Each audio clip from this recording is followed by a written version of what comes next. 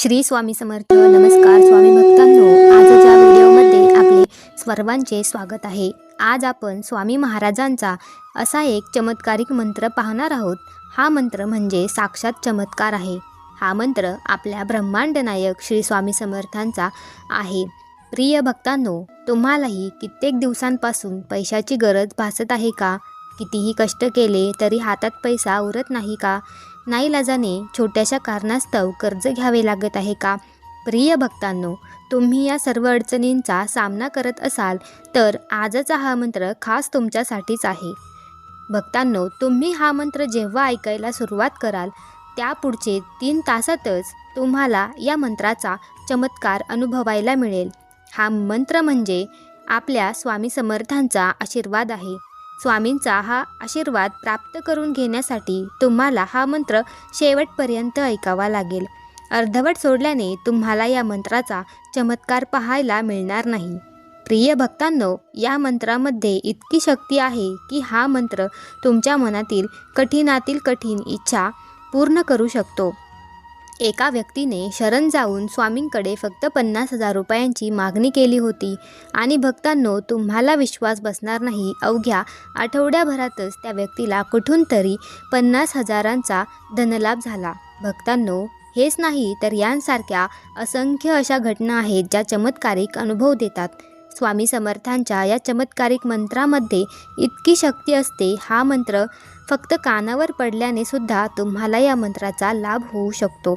जो भक्त खऱ्या मनाने खऱ्या श्रद्धेने स्वामींच्या या मंत्राचा जप करतो त्याला आयुष्यात कोणत्याही गोष्टींची कमतरता भासत नाही. त्याच्या आयुष्यात जे हवे ते त्याला सर्व मिळते. प्रिय स्वामी भक्तांनो, स्वामींच्या शक्तीवर तुमचा विश्वास आहे ना? तर मग कमेंट बॉक्समध्ये श्री स्वामी समर्थ टाईप करा आणि हा मंत्र ऐकताना तुमची जी काही इच्छा आहे, तुम्हाला जे काही स्वामींकडून हवे आहे ते स्वामींना सांगा. आम्ही खात्री देतो की या मंत्राच्या जपातून तुम्हाला नक्कीच तुमची इच्छा पूर्ण झालेली अनुभवायला मिळेल. बऱ्याच वेळेस असा काळ असतो की आपण कितीही प्रयत्न केले तरी आपल्याला त्यातून सफलता मिळत नाही. प्रत्येक वेळेस आपल्याला निराश मिळते. व्यवसायात प्रगती अधोगती होते. गुंतवलेले पैसे तसेच अडकून राहतात. हातात आलेला पैसा टिकत नाही. घरातील तिजोरी कायम रिकामी राहते आणि या सर्व गोष्टींमुळे मन उदास आणि अस्वस्थ राहते. तर तुमच्या या सर्व समस्यांबद्दल आजचा हा मंत्र अगदी चमत्कारिक उपाय आहे. तुम्हाला फक्त हा मंत्र 108 वेळा किंवा 1008 वेळा ऐकावा लागेल.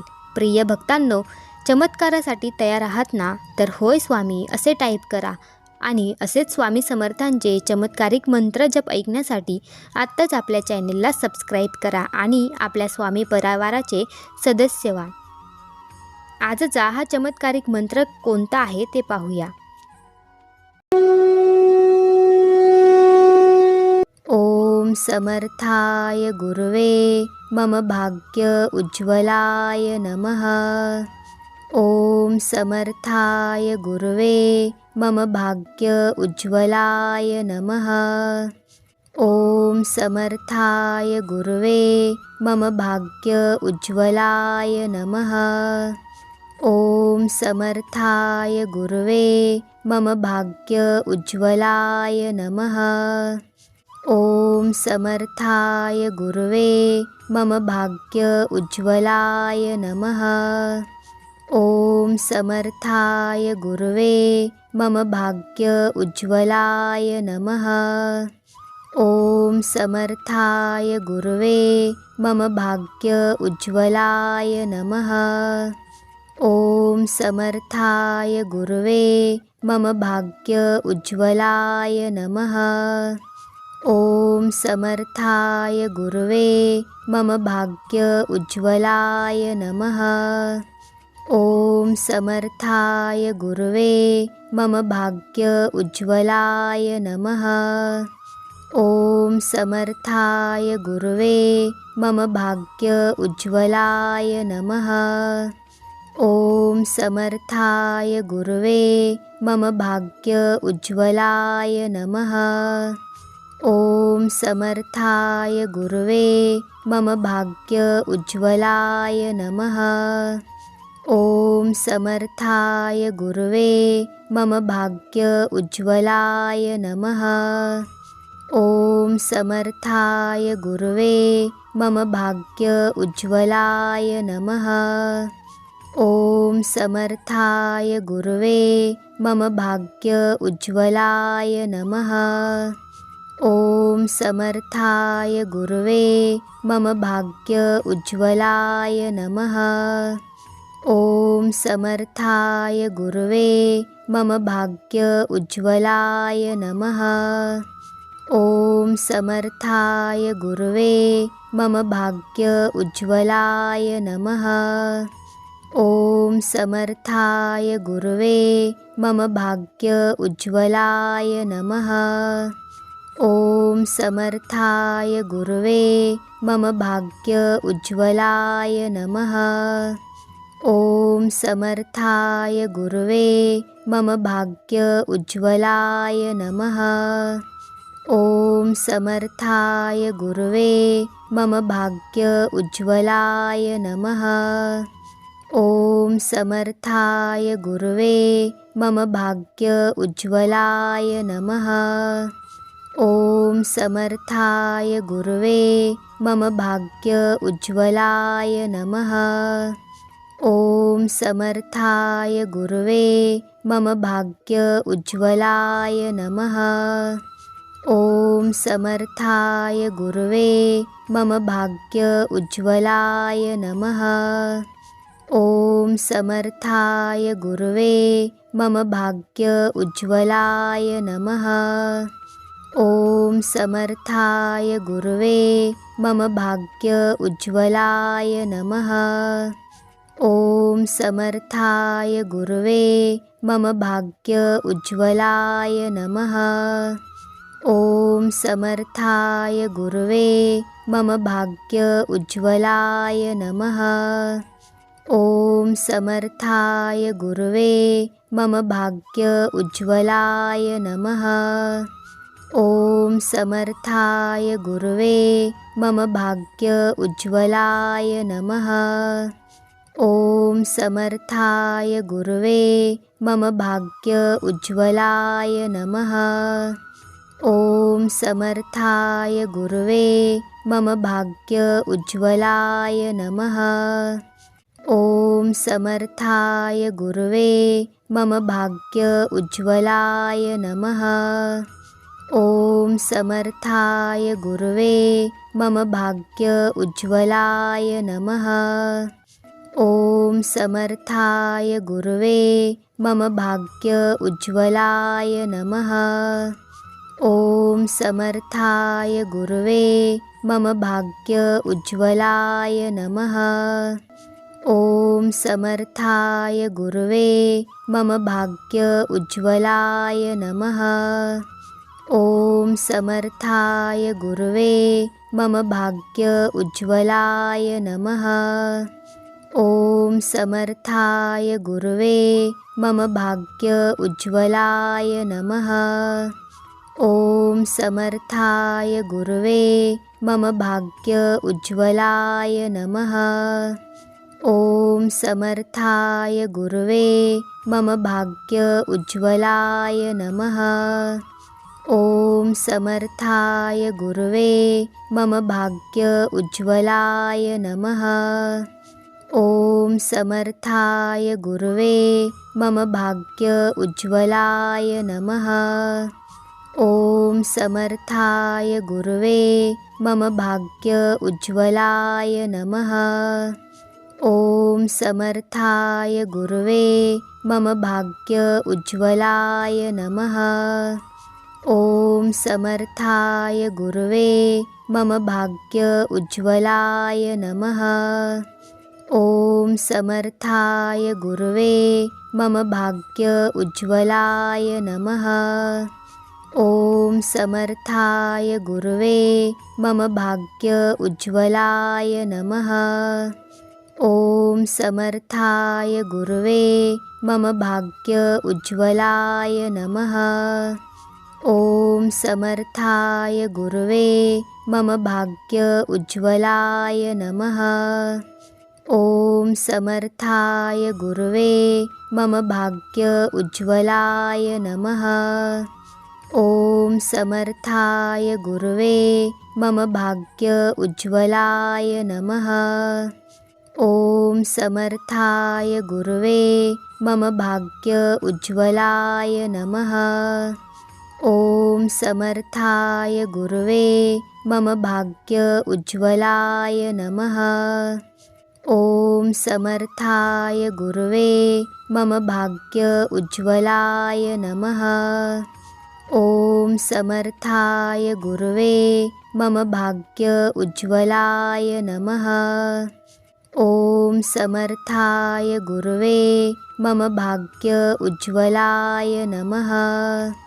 ओम समर्थाय गुरवे मम भाग्य उज्ज्वलाय नमः। ओम समर्थाय गुरवे मम भाग्य उज्ज्वलाय नमः। ओम समर्थाय गुरवे मम भाग्य उज्ज्वलाय नमः। ओम समर्थाय गुरवे मम भाग्य उज्ज्वलाय नमः। ओम समर्थाय गुरवे मम भाग्य उज्ज्वलाय नमः। ओम समर्थाय गुरवे मम भाग्य उज्ज्वलाय नमः। ओम समर्थाय गुरवे मम भाग्य उज्ज्वलाय नमः। ओम समर्थाय गुरवे मम भाग्य उज्ज्वलाय नमः। ओम समर्थाय गुरवे मम भाग्य उज्ज्वलाय नमः। ओम समर्थाय गुरवे मम भाग्य उज्ज्वलाय नमः। ओम समर्थाय गुरवे मम भाग्य उज्ज्वलाय नमः। ओम समर्थाय गुरवे मम भाग्य उज्ज्वलाय नमः। ओम समर्थाय गुरवे मम भाग्य उज्ज्वलाय नमः। ओम समर्थाय गुरवे मम भाग्य उज्ज्वलाय नमः। ओम समर्थाय गुरवे मम भाग्य उज्ज्वलाय नमः।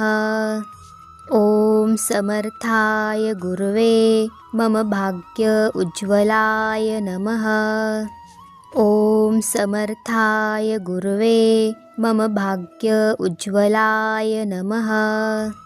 ओम समर्थाय गुरवे मम भाग्य उज्ज्वलाय नमः। ओम समर्थाय गुरवे मम भाग्य उज्ज्वलाय नमः। ओम समर्थाय गुरवे मम भाग्य उज्ज्वलाय नमः। ओम समर्थाय गुरवे मम भाग्य उज्ज्वलाय नमः। ओम समर्थाय गुरवे मम भाग्य उज्ज्वलाय नमः। ओम समर्थाय गुरवे मम भाग्य उज्ज्वलाय नमः। ओम समर्थाय गुरवे मम भाग्य उज्ज्वलाय नमः। ओम समर्थाय गुरवे मम भाग्य उज्ज्वलाय नमः। ओम समर्थाय गुरवे मम भाग्य उज्ज्वलाय नमः।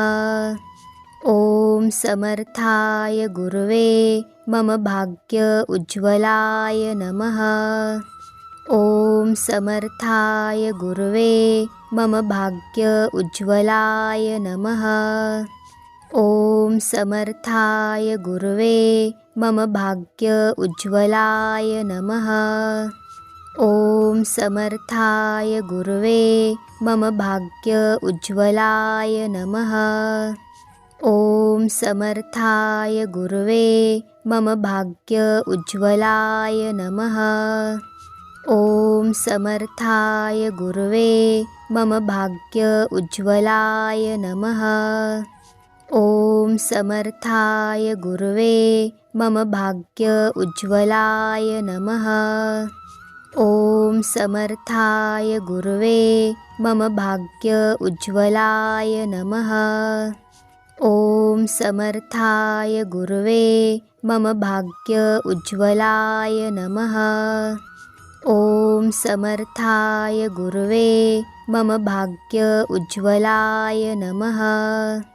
ओम समर्थाय गुरवे मम भाग्य उज्ज्वलाय नमः। ओम समर्थाय गुरवे मम भाग्य उज्ज्वलाय नमः। ओम समर्थाय गुरवे मम भाग्य उज्ज्वलाय नमः। ओम समर्थाय गुरवे मम भाग्य उज्ज्वलाय नमः। ओम समर्थाय गुरवे मम भाग्य उज्ज्वलाय नमः। ओम समर्थाय गुरवे मम भाग्य उज्ज्वलाय नमः। ओम समर्थाय गुरवे मम भाग्य उज्ज्वलाय नमः। ओम समर्थाय गुरवे मम भाग्य उज्ज्वलाय नमः। ओम समर्थाय गुरवे मम भाग्य उज्ज्वलाय नमः। ओम समर्थाय गुरवे मम भाग्य उज्ज्वलाय नमः। ओम समर्थाय गुरवे मम भाग्य उज्ज्वलाय नमः। ओम समर्थाय गुरवे मम भाग्य उज्ज्वलाय नमः। ओम समर्थाय गुरवे मम भाग्य उज्ज्वलाय नमः। ओम समर्थाय गुरवे मम भाग्य उज्ज्वलाय नमः। ओम समर्थाय गुरवे मम भाग्य उज्ज्वलाय नमः। ओम समर्थाय गुरवे मम भाग्य उज्ज्वलाय नमः। ओम समर्थाय गुरवे मम भाग्य उज्ज्वलाय नमः। ओम समर्थाय गुरवे मम भाग्य उज्ज्वलाय नमः। ओम समर्थाय गुरवे मम भाग्य उज्ज्वलाय नमः। ओम समर्थाय गुरवे मम भाग्य उज्ज्वलाय नमः। ओम समर्थाय गुरवे मम भाग्य उज्ज्वलाय नमः। ओम समर्थाय गुरवे मम भाग्य उज्ज्वलाय नमः। ओम समर्थाय गुरवे मम भाग्य उज्ज्वलाय नमः।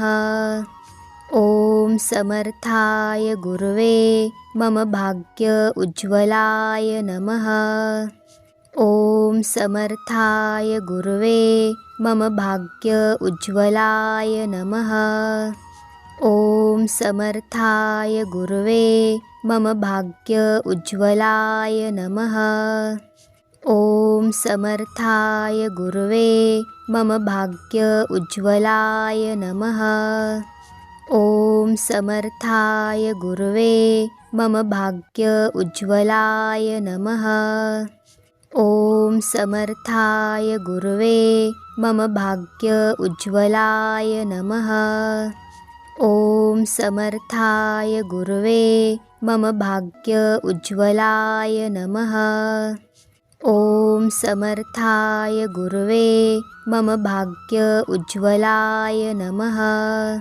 ओम समर्थाय गुरवे मम भाग्य उज्ज्वलाय नमः।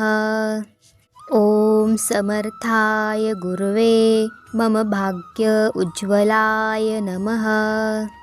ओम समर्थाय गुरवे मम भाग्य उज्ज्वलाय नमः। ओम समर्थाय गुरवे मम भाग्य उज्ज्वलाय नमः।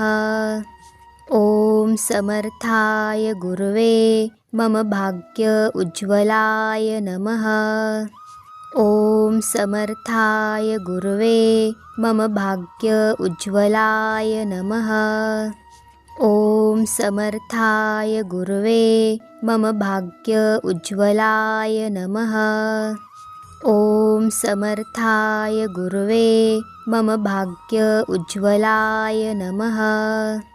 ओम समर्थाय गुरवे मम भाग्य उज्ज्वलाय नमः। ओम समर्थाय गुरवे मम भाग्य उज्ज्वलाय नमः। ओम समर्थाय गुरवे मम भाग्य उज्ज्वलाय नमः। ओम समर्थाय गुरवे मम भाग्य उज्ज्वलाय नमः। ओम समर्थाय गुरवे मम भाग्य उज्ज्वलाय नमः। ओम समर्थाय गुरवे मम भाग्य उज्ज्वलाय नमः। ओम समर्थाय गुरवे मम भाग्य उज्ज्वलाय नमः। ओम समर्थाय गुरवे मम भाग्य उज्ज्वलाय नमः। ओम समर्थाय गुरवे मम भाग्य उज्ज्वलाय नमः। ओम समर्थाय गुरवे मम भाग्य उज्ज्वलाय नमः। ओम समर्थाय गुरवे मम भाग्य उज्ज्वलाय नमः। ओम समर्थाय गुरवे मम भाग्य उज्ज्वलाय नमः। ओम समर्थाय गुरवे मम भाग्य उज्ज्वलाय नमः। ओम समर्थाय गुरवे मम भाग्य उज्ज्वलाय नमः। ओम समर्थाय गुरवे मम भाग्य उज्ज्वलाय नमः। ओम समर्थाय गुरवे मम भाग्य उज्ज्वलाय नमः। ओम समर्थाय गुरवे मम भाग्य उज्ज्वलाय नमः। ओम समर्थाय गुरवे मम भाग्य उज्ज्वलाय नमः। ओम समर्थाय गुरवे मम भाग्य उज्ज्वलाय नमः। ओम समर्थाय गुरवे मम भाग्य उज्ज्वलाय नमः। ओम समर्थाय गुरवे मम भाग्य उज्ज्वलाय नमः। ओम समर्थाय गुरवे मम भाग्य उज्ज्वलाय नमः। ओम समर्थाय गुरवे मम भाग्य उज्ज्वलाय नमः। ओम समर्थाय गुरवे मम भाग्य उज्ज्वलाय नमः। ओम समर्थाय गुरवे मम भाग्य उज्ज्वलाय नमः। ओम समर्थाय गुरवे मम भाग्य उज्ज्वलाय नमः। ओम समर्थाय गुरवे मम भाग्य उज्ज्वलाय नमः। ओम समर्थाय गुरवे मम भाग्य उज्ज्वलाय नमः। ओम समर्थाय गुरवे मम भाग्य उज्ज्वलाय नमः। ओम समर्थाय गुरवे मम भाग्य उज्ज्वलाय नमः। ओम समर्थाय गुरवे मम भाग्य उज्ज्वलाय नमः। ओम समर्थाय गुरवे मम भाग्य उज्ज्वलाय नमः। ओम समर्थाय गुरवे मम भाग्य उज्ज्वलाय नमः। ओम समर्थाय गुरवे मम भाग्य उज्ज्वलाय नमः। ओम समर्थाय गुरवे मम भाग्य उज्ज्वलाय नमः। ओम समर्थाय गुरवे मम भाग्य उज्ज्वलाय नमः। ओम समर्थाय गुरवे मम भाग्य उज्ज्वलाय नमः। ओम समर्थाय गुरवे मम भाग्य उज्ज्वलाय नमः। ओम समर्थाय गुरवे मम भाग्य उज्ज्वलाय नमः। ओम समर्थाय गुरवे मम भाग्य उज्ज्वलाय नमः। ओम समर्थाय गुरवे मम भाग्य उज्ज्वलाय नमः। ओम समर्थाय गुरवे मम भाग्य उज्ज्वलाय नमः। ओम समर्थाय गुरवे मम भाग्य उज्ज्वलाय नमः। ओम समर्थाय गुरवे मम भाग्य उज्ज्वलाय नमः। ओम समर्थाय गुरवे मम भाग्य उज्ज्वलाय नमः। ओम समर्थाय गुरवे मम भाग्य उज्ज्वलाय नमः। ओम समर्थाय गुरवे मम भाग्य उज्ज्वलाय नमः। ओम समर्थाय गुरवे मम भाग्य उज्ज्वलाय नमः। ओम समर्थाय गुरवे मम भाग्य उज्ज्वलाय नमः। ओम समर्थाय गुरवे मम भाग्य उज्ज्वलाय नमः। ओम समर्थाय गुरवे मम भाग्य उज्ज्वलाय नमः। ओम समर्थाय गुरवे मम भाग्य उज्ज्वलाय नमः। ओम समर्थाय गुरवे मम भाग्य उज्ज्वलाय नमः। ओम समर्थाय गुरवे मम भाग्य उज्ज्वलाय नमः। ओम समर्थाय गुरवे मम भाग्य उज्ज्वलाय नमः। ओम समर्थाय गुरवे मम भाग्य उज्ज्वलाय नमः। ओम समर्थाय गुरवे मम भाग्य उज्ज्वलाय नमः। ओम समर्थाय गुरवे मम भाग्य उज्ज्वलाय नमः। ओम समर्थाय गुरवे मम भाग्य उज्ज्वलाय नमः। ओम समर्थाय गुरवे मम भाग्य उज्ज्वलाय नमः। ओम समर्थाय गुरवे मम भाग्य उज्ज्वलाय नमः। ओम समर्थाय गुरवे मम भाग्य उज्ज्वलाय नमः। ओम समर्थाय गुरवे मम भाग्य उज्ज्वलाय नमः। ओम समर्थाय गुरवे मम भाग्य उज्ज्वलाय नमः। ओम समर्थाय गुरवे मम भाग्य उज्ज्वलाय नमः। ओम समर्थाय गुरवे मम भाग्य उज्ज्वलाय नमः। ओम समर्थाय गुरवे मम भाग्य उज्ज्वलाय नमः। ओम समर्थाय गुरवे मम भाग्य उज्ज्वलाय नमः।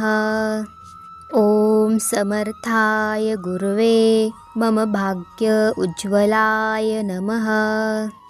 ओम समर्थाय गुरवे मम भाग्य उज्ज्वलाय नमः।